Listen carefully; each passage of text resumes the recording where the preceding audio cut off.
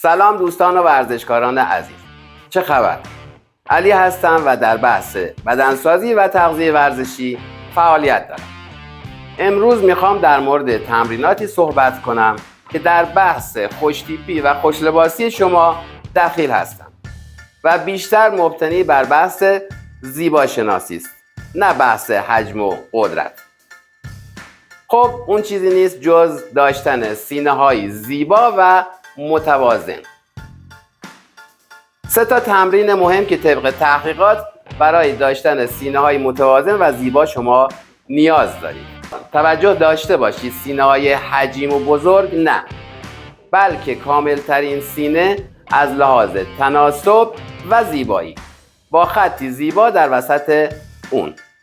و مطمئنم که سومین تمرین شما را شگفت زده خواهد کرد. پس تا انتهای ویدیو با من. 3 تمرین مهم که طبق تحقیقات برای ساختن یک سینه متوازن و زیبا به اونها نیاز دارید. توجه داشته باشید همونطور که قبلا گفتم منظورم قوی ترین و بزرگترین سینه نیست، بلکه کامل ترین سینه از لحاظ تناسب و زیبایی با خطی زیبا و عمیق در وسط. خب برای این منظور شما 3 گزینه دارید که مطمئناً یکی از این تمرینات شما رو شگفت زده خواهد کرد. و اما مثل بقیه بدنسازان من هم با یکی از انواع حرکات پرس سینه شروع میکنم. برای شروع نیمکت رو به سمت بالا شیبدار میکنیم چون میخوایم روی عضلات بالا سینه تمرکز کنیم. همونطور که میدونید بهترین زاویه جهت درگیر شدن عضلات بالای سینه زاویه 30 درجه است. پس ابتدا نیمکت رو روی زاویه 30 درجه تنظیم میکنیم. این تمرین که با دمبل نیز انجام میشه روی بخش جناحی سینه هم تأثیر میذاره. اگر دقت کرده باشید اکثر بدنسازان عضلات بالایی سینه‌شون چندان ورزیده و حجیم نیست. این مورد بخصوص زمانی که لباس میپوشید در زیبایی و تناسب اندام بسیار تاثیرگذاره. بخصوص خط وسط سینه که هرچه در قسمت استخوان ترقوه برجسته تر باشه زیباتر به نظر میرسه. با انجام این تمرین این فرصت برای شما فراهم میشه تا بتونید این قسمت از سینه رو رشد بدید. البته بهتره با دمبل انجام میشه چون روی میزان کشش محوری تاثیر داره و محدوده حرکتی اون بسیار بیشتر از زمانی است که این حرکت رو با هالتر انجام میدید و این افزایش کشش محوری و محدوده حرکت خودش باعث میشه که انقباض بهتری صورت بگیره. و این نکته کلیدی رو به خاطر داشته باشید که برای پرورش عضلات کشش و انقباض هر دو به یک اندازه دخیل هستند. و اما تمرین دوم، برای انجام این تمرین میتونید از دستگاه کراس‌اوور استفاده کنید چون همینطور که میدونید انجام حرکات با دستگاه کراس‌اوور کشش محوری برای انقباض عضلات و رشد سینه متناسب و زیبا رو فراهم میکنه که بسیار حائز اهمیته. اکثر بدنسازان برای رشد بالا سینه از حرکت کراس‌اوور از پایین استفاده میکنن، ولی من قصد دارم کمی تغییر در اون ایجاد کنم.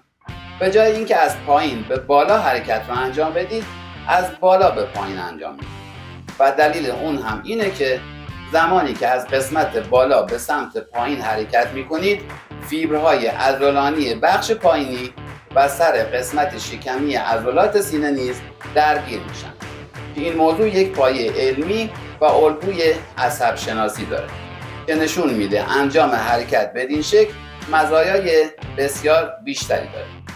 طبق تحقیقات الگوی شماره 2 یعنی حرکت از بالا به پایین تأثیر بیشتری از الگوی شماره 1 داره و علت اون اینه که وقتی از پایین به بالا حرکت رو انجام میدید به دلیل اینکه نمیتونید وزنه زیادی رو به کار ببرید کمی محدود کننده است. اما زمانی که حرکت از سمت بالا به پایین انجام میشه کشش بهتری در سراسر عضله ایجاد و باعث میشه که به طور کلی رشد بهتری در قسمت پایینی عضلات سینه نسبت به عضلات بالایی سینه به وجود بیاد.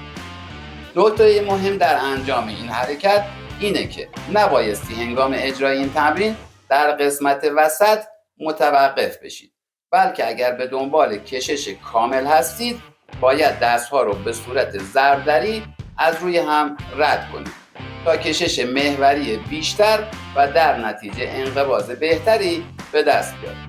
تأثیر بسیار زیادی نیز روی عمق خط وسط سینه داره. البته این حرکت رو میتونید با یک دست هم انجام بدید به شکلی که تأثیر بیشتری نیز داشته باشه. فقط کافیه که به نحوه انجام اون دقت کنید و طبق تصویر در کنار دستگاه کراسوور قرار بگیرید و در زاویه صحیح اونو اجرا کنید. و اما قبل از اینکه آخرین حرکت رو بهتون آموزش بدم که مطمئناً باعث شگفت زدگی شما میشه، اگر تا اینجای ویدیو براتون جذاب بوده لایک و سابسکرایب یادتون نره. خب دوباره میریم سراغ نیمکت پرس و اون رو در حالت خوابیده تنظیم. اما این دفعه قرار نیست حرکت پرس سینه دمبل بزنید، بلکه قرار حرکت پلاور دمبل رو بزنید. احتمالاً با خودتون میگید مگه میشه پلاور یکی از 3 تمرین منتخب برای سینه باشه؟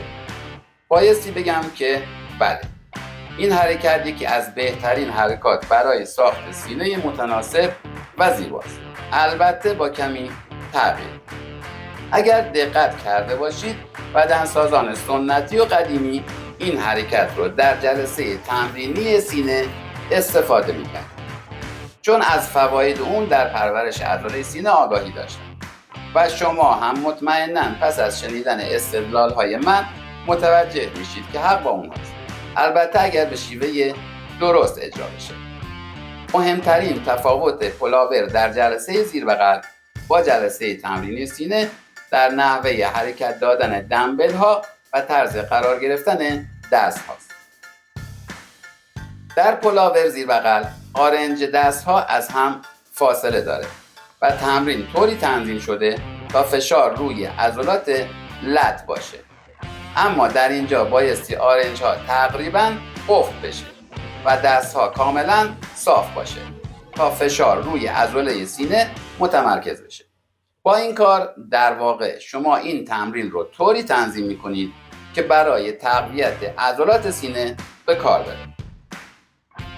ابتدا دست ها رو صاف کنید و دمبل رو به پشت سر ببرید و زمانی که دمبل رو به سمت بالا میارید و دست ها رو به صورت صاف مقابل سینه قرار میدید، دقیقاً وضعیتی که در اون قرار میگیرید همون وضعیتی است که در انتهای پرس سینه به وجود میاد.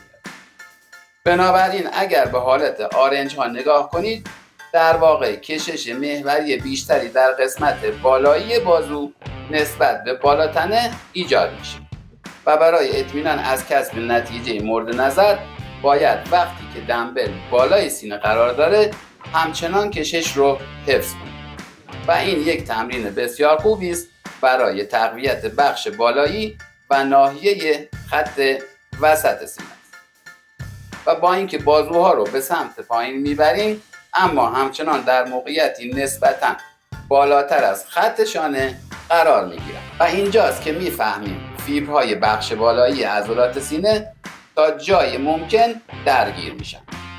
به جز موارد گفته شده مزیت دیگری هم وجود داره که فقط با کشیده نگه داشتن دستها و رساندن دمبل به بالا به وجود میاد و اون درگیر کردن عضله دنده سراتوس و تقویت اون. عضله سراتوس بخش پایینی عضلات سینه رو ساپورت میکنه و باعث میشه این عضلات جذاب و زیبا به نظر برسه. خب با ترکیب این 3 تمرین شما میتونید یک سینه خوشتراش متناسب با ظاهری زیبا و خطی زیبا در وسط اون به وجود بیارید. خب دوستان، امیدوارم که ویدیو براتون جالب و جذاب بوده باشه. اگر میخواید تمریناتی رو که انجام میدید پشتوانه علمی داشته باشه، کانال من رو سابسکرایب کنید و زنگوله پایین رو بزنید تا اولین کسی باشید که از انتشار ویدیوهای بعدی من با خبر میشید. سالم و تندرست باشید.